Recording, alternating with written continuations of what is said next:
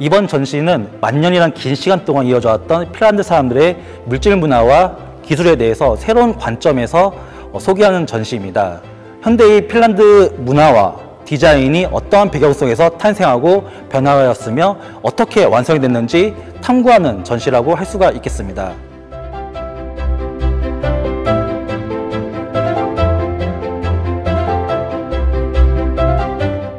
이번 전시의 가장 큰 특징이라고 한다면 과거, 현대, 미래라는 기존의 전통적인 시대 구분과 사물의 분류 체계를 따르지 않고 있습니다. 아울러서 이번 전시에서는 핀란드의 문화유산 그리고 현대의 핀란드 디자인 작품 사이에 우리나라의 문화유산도 함께 살펴보실 수가 있습니다.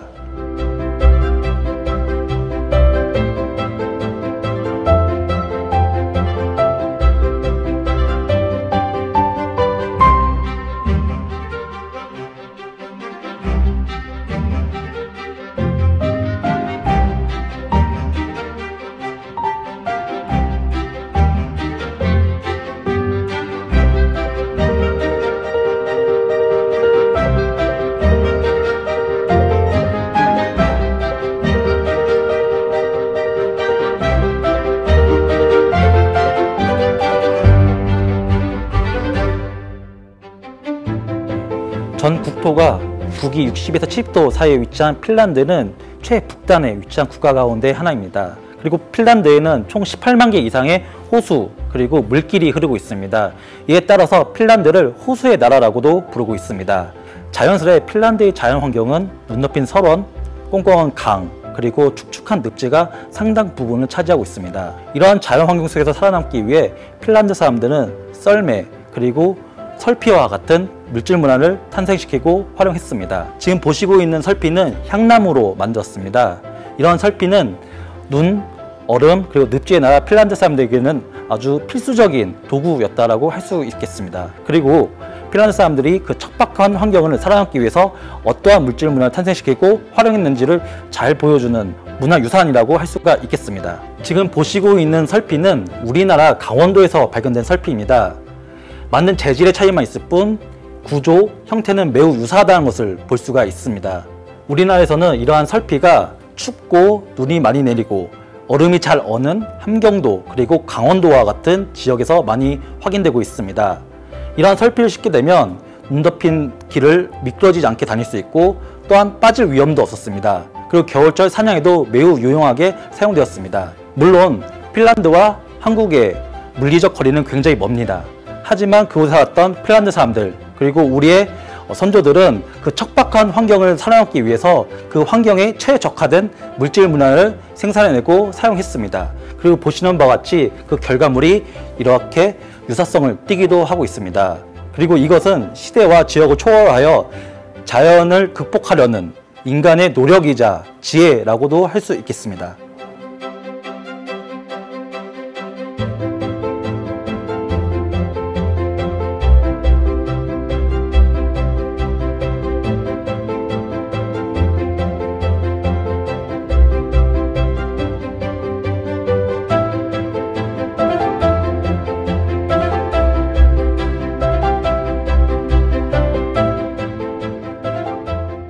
인간은 대자연과 불확실성에 대한 두려움, 그리고 이를 극복하기 위한 노력으로 때로는 주술, 마법, 신앙, 의뢰와 같은 초자연적인 힘을 빌려온 했습니다. 이번 전시에서는 핀란드 사람들이 대자연에 대한 두려움을 극복하기 위해서 어떠한 신앙체계를 가지고 있었는지 함께 소개하고 있습니다. 지금 보시고 있는 이 유물은 핀란드 사람들이 사용했던 다리미입니다. 우리 선조가 사용했던 다리미와 구조, 형태, 재질이 많이 다르다는 것을 알 수가 있습니다. 재밌게도 이 다리미 가운데에는 십자가가 표시되어 있습니다. 그리고 그 주변에는 그 의미를 명확히 알 수 없는 글자, 기호, 상징들이 빼곡히 새겨져 있습니다.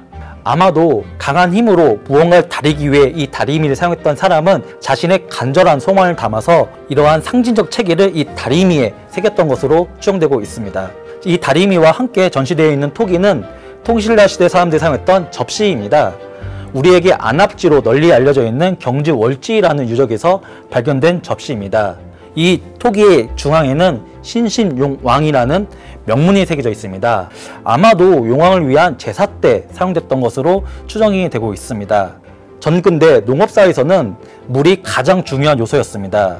가뭄은 농사에 있어서 가장 치명적인 재해였으며 수해는 화마와 같이 굉장히 두려운 재난이었습니다. 따라서 물을 다스리는 용왕은 당시 사람들에게 가장 중요한 존재이자 두려운 존재였습니다. 아울러 용왕을 위한 제사는 국가의 안녕과도 지켜야 되는 굉장히 중요한 이벤트였다라고 할 수가 있겠습니다. 특히 신라에서는 이 용왕을 위한 제사를 굉장히 중요시 했는데요. 별도로 용왕전이라는 국가기관을 두었습니다.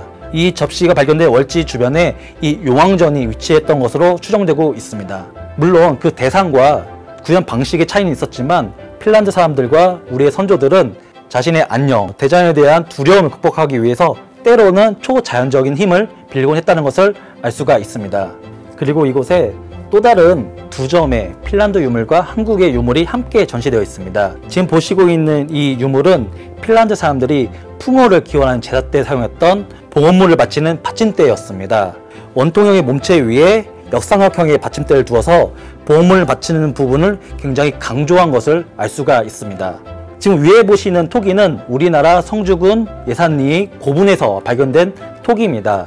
기원을 전후한 시기에 제작된 이 토기는 주로 고분이라든지 의뢰를 행했던 장소에서 많이 발견되고 있습니다. 따라서 이러한 토기는 일상 용기보다는 제사 때 사용했던 아주 특수한 토기로 생각이 되고 있습니다. 우리나라에서 발견되는 토기들은 제사와 관련된 토기의 경우 이렇게 원통형 몸체의 머리 부분이 강조된 것을 많이 확인할 수가 있습니다. 물론 재료와 그 제작 방법 그리고 그 대상의 차이는 있겠지만 핀란드 사람들과 우리의 선조들은 초자연적인 힘을 빌리거나 때로는 조상을 위한 제사를 지낼 때 이러한 형태의 그릇 그리고 받침대를 사용했던 것을 알 수가 있습니다.